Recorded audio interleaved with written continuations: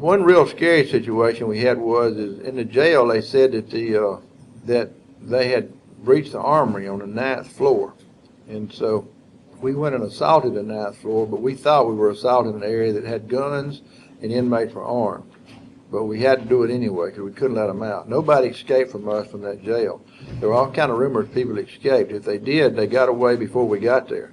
And I remember they had torn, and I went through the jail and looked at it. It was devastating. They tore it all apart. The deputies were on the 1st floor in the mezzanine and kind of like a porch thing all the way around it. And their families were there too. And there was no food and water. And so they had some MREs, and they gave the MREs to the wives and the children. And they didn't eat. There was no food to give the people in the jail. And so they didn't have any.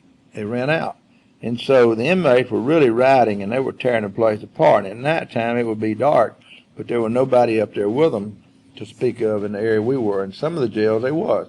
But in the one right over the where the sheriff's office is, the main building, there wasn't. And so the walls were cinder block, but they didn't put concrete in them when they built it. And they would knock through the blocks and with the fire extinguishers, you're using them as battering rams and get into the next cells. So they all got together.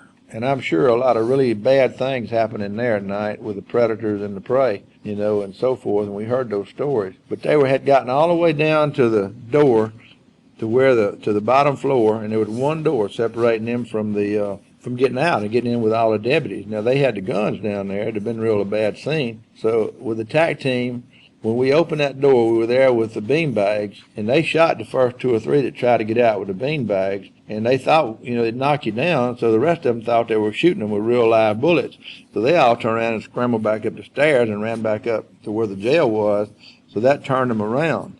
And then we could orderly bring those on out. That was a scary thing in there, 2 scary deals. Now, consequently, the armory hadn't been breached, and they weren't armed, but we had the information they were.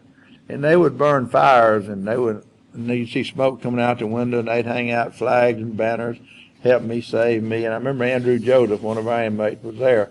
When Warden Benoit got there, Andrew Joseph just fell in his arms. He was so glad to see him and rescued him. And you'd never think somebody'd be so glad to come back to Angola.